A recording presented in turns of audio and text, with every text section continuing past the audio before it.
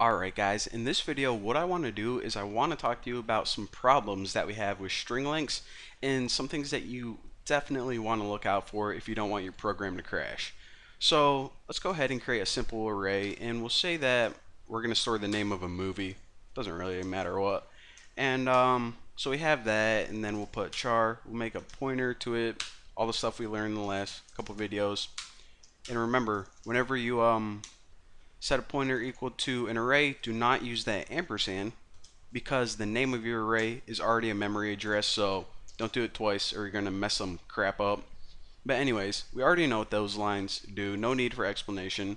The point of this tutorial is this. Right now we have an array that holds 20 characters, 20 items. But what if we're making a program where we let the user enter the name of a movie and their title has more than 20 characters? Well, then you're going to have a really bad time because some really messed up stuff is going to happen.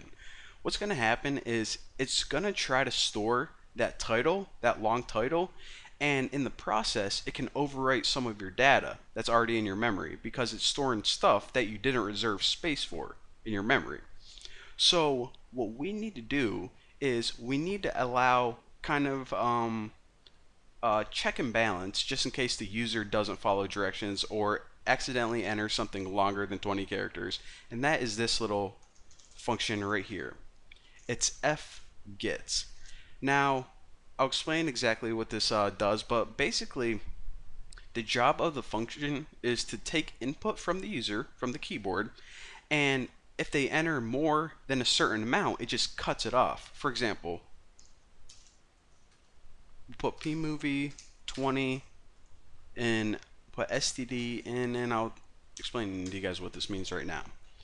So just like gets, it pretty much gets input from the keyboard. And this standard in right here, that just means standard input. In other words, the standard input from your computer is your keyboard.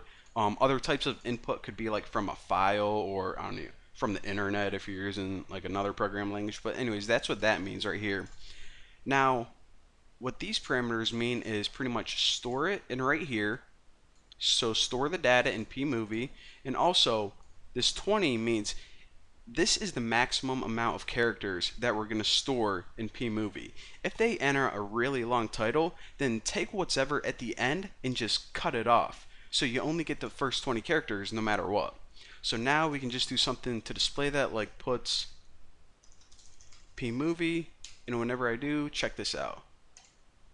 I'm going to run this and we don't have any prompts, but pretty much it's saying, okay, give me the title of a movie. I'll put something right along, like Bucky is awesome at programming and he likes dumplings. You know, probably a movie that I would definitely see in theaters, but hit enter and it's going to print it out and it's going to say Bucky is awesome at, and that's it. I told you had 20 characters, so dude, you can't store any more than that or you're going to mess up the program.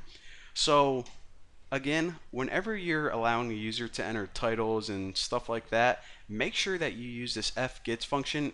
If you don't, your program's going to crash, your computer's going to be ruined, and you're going to go to jail for the rest of your life.